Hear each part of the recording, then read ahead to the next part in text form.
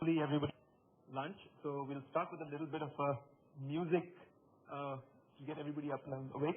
Excuse me, could I have 12579.mp3 playing, please? 12579.mp3, it's in the M-Billions folder.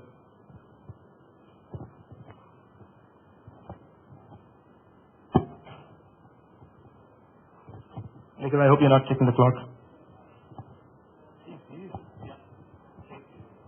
Demo snapples count as well?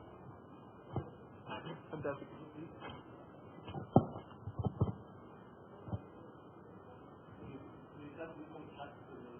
That'd be kind. That would be very kind.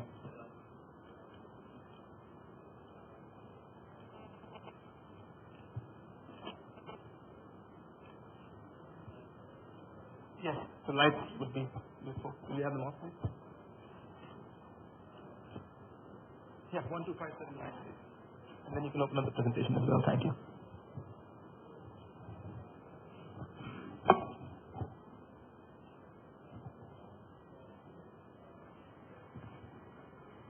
Trustee for the Mojolab Foundation. We've been working on some interesting stuff for the last few years. Okay, we'll let the lady take over. प्रखंड झारखंड राज्य से बोल रही हूँ। मैं एक सामाजिक कार्य करता हूँ। एक तानखाली में शादी विवाह में गाना गाने जाने वाले एक गीत में पेश करने जा रही हूँ। Open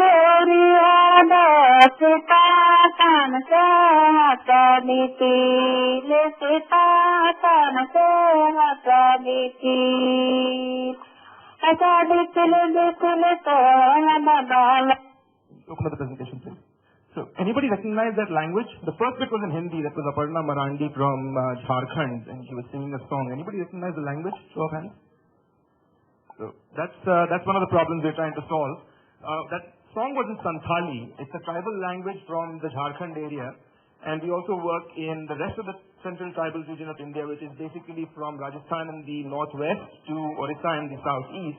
And what we're trying to do is get content from this region, which is basically a media dark zone, on account of these languages being non-mainstream. There's almost no media presence in this part of the country for people who speak these languages.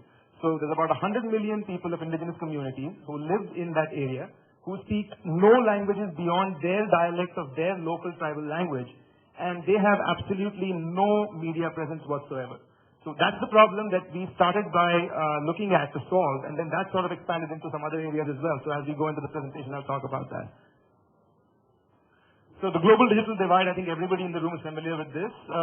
Just a statistical picture of it here. India is one of the countries where the internet penetration is still under 20%. It's in the 0% to 20% range. It's actually about 10%. And that 10% will be mostly urban India, and not really once you go past 50 or 60 kilometers away from the nearest town. Next, please. A technology conundrum that you see in a society like this is what Web 2.0 interface works well when your user can't read, lives in a village that's 10 kilometers from the nearest road, and typically does not have access to electricity or other infrastructure. So newspapers, television, all of these become sort of non-significant in these areas. So CGNet Swara is our pilot. We started this off in 2010.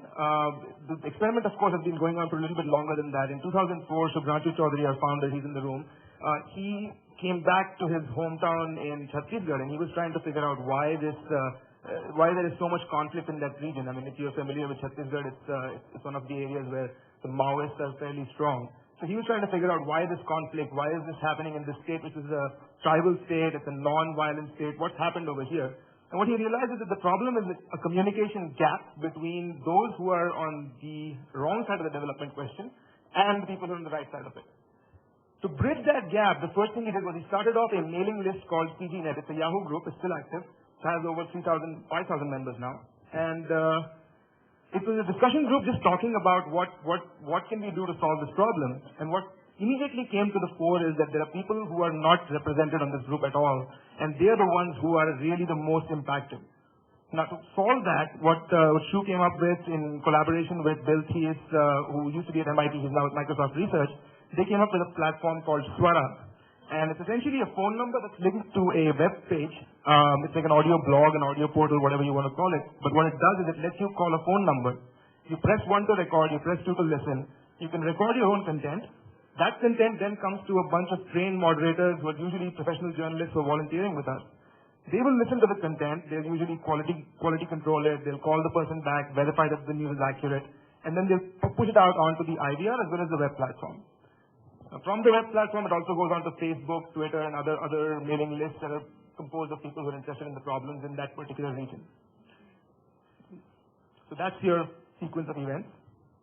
And people can also come onto the web page and listen to it over there. So but that's just how Swara works. Sorry? A minute? Excellent. So the key thing here is the technology is about 5 to 10% of this equation. What we really engage with people on is owning this media themselves. So we've cut the cost of this whole thing down to a notebook and a GSM interface. People can deploy it in their own telecom circle and support this using local calls. Quick one. That's proof that it really works. We get over 300 calls a day.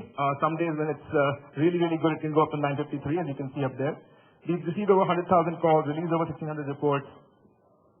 And some of the impact areas that we've seen impact from this content is governance, healthcare, education, human rights, and so forth. These are some of the stories. You're welcome to go onto the website at cgnet.swara.org. You can find some more over there.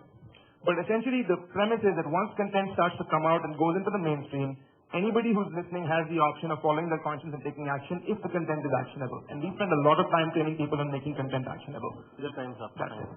Thanks. Okay. Thanks. Thank you.